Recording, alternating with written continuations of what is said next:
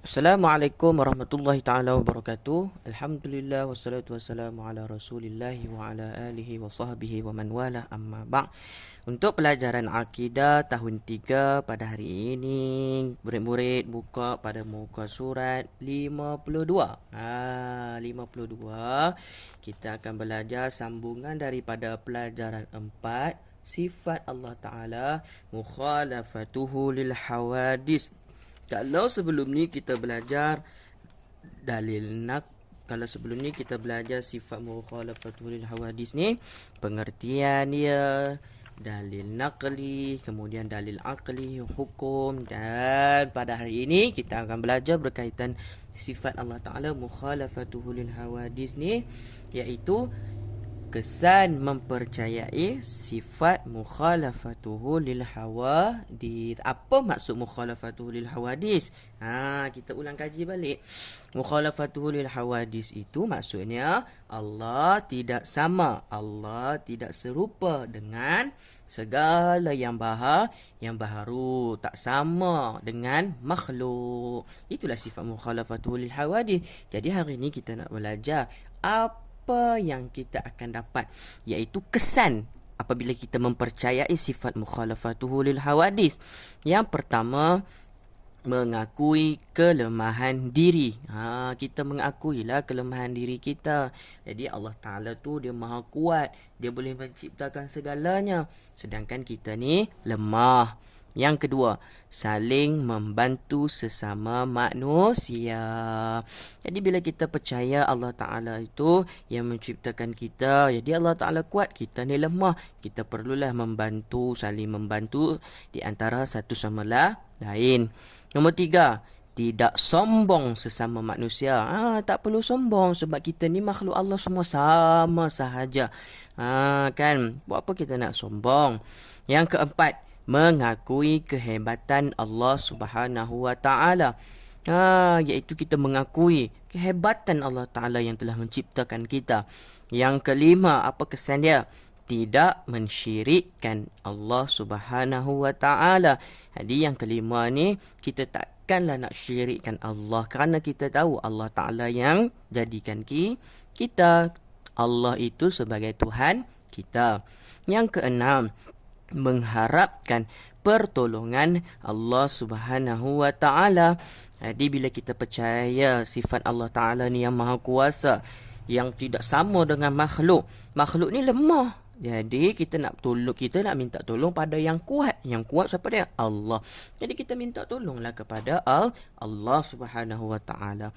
Dan yang terakhir sekali, yang ketujuh, menjaga iman kita supaya sentiasa bertambah. Bila kita percaya dengan sifat Allah mukhalafatul lil hawadis, jadi kesan yang ada dalam diri kita bertambah iman kita. Kita akan jaga iman kita supaya sentiasa bertambah. Baik. Jadi tengok muka surat 53 pula. 53 ini perbezaan di antara ciptaan Allah dan ciptaan manusia. Cuba kamu tengok. Yang belah kanan ni ciptaan Allah, yang belah kiri ni ciptaan manusia. Okey, dia suruh buat apa? Lihat gambar dan fahami. Kita kena faham. Okey, apa beza dia? Allah Ta'ala cipta awan, hujan. Allah Ta'ala cipta matahari. Allah Ta'ala cipta pokok. Allah Ta'ala cipta bumi, alam semesta. Allah Ta'ala cipta manusia. Dan Allah Ta'ala cipta haiwan. Cuba tengok pula ciptaan manusia. Manusia boleh cipta kapal. Manusia boleh cipta kereta. Manusia cipta kereta api. Manusia buat roti, telefon, duit, wang ringgit. Cuba kita faham apa beza di antara ciptaan Allah dan ciptaan manusia. Sebenarnya kalau kita tengok balik, ciptaan Allah ni manusia boleh buat tak? Manusia boleh buat awan tak? Manusia boleh buat matahari tak? Manusia boleh buat pokok tak? Tak boleh. Tapi kalau kita tengok sebaliknya, ciptaan manusia ni asal-asalnya daripada siapa? Memanglah manusia yang cipta, tapi semua ciptaan manusia ni asalnya daripada ciptaan Allah juga. Nak buat kapal daripada besi. Besi siapa yang buat? Allah. Roti. Nak buat roti mestilah daripada tepung. Tepung tu pula daripada tepung gandum. Gandum ataupun beras. Siapa yang buat beras? Siapa yang buat gandum? Duit daripada kertas. Kertas tu daripada pokok. Siapa yang buat pokok? Jadi bila kita lihat balik ciptaan manusia ni asalnya pun lemah juga. Walaupun kita tengok wow hebatnya buat kapal besar, buat kereta besar, kereta api panjang, roti boleh makan, telefon kita boleh bercakap dengan orang. Wow duduk jauh pun kita boleh bercakap dengan orang. Duit ni kita boleh beli segala-galanya. Tapi sebenarnya semua ciptaan manusia itu asalnya adalah ciptaan Allah juga. Tapi kalau ciptaan Allah manusia tak boleh buat. Itulah kita kena tengok betapa hebatnya, betapa agungnya, betapa kuatnya Allah Subhanahu wa taala. Baik. Dan yang terakhir pada hari ini muka surat 54. Akibat tidak mempercayai sifat mukhalafatuhu lil hawadith. Apa akibat dia kalau kita tak percaya dengan sifat mukhalafatul hawadis? Yang pertama, kita akan jadi orang yang tidak menghormati sesama manusia. Kita akan jadi sombong lah. Kan kita tak hormat pun sesama manusia. Tak boleh lah macam tu. Kedua, mementingkan diri sendiri. Kalau kita tak percaya dengan sifat Allah ni, orang tu dia akan jadi penting diri sendiri. Kan? Jadi buat semua nak buat dia seorang saja kan. Yang ketiga, orang tu akan jadi bangga dengan kelebihan diri. Dia bangga dengan kelebihan diri dia. Padahal kan, semua kita ni daripada Allah. Kalau kita ada kelebihan masing-masing pun itu adalah daripada Allah. Kenapa perlu kepada nak bangga diri? Kan? Yang keempat, suka bercakap besar. Tak elok kan, semua akibat dia orang yang tak percaya dengan sifat Allah ni, dia suka bercakap besar. Dia kata, yang tu akulah yang buat.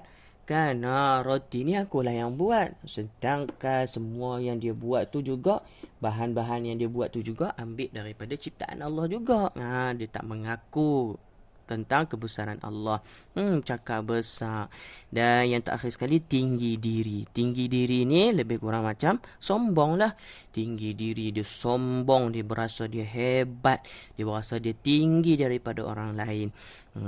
Jadi kita semua jangan jadi orang seperti ini kan. Kita wajib percaya kepada sifat mukhalafatuhu lil hawadis. Baik.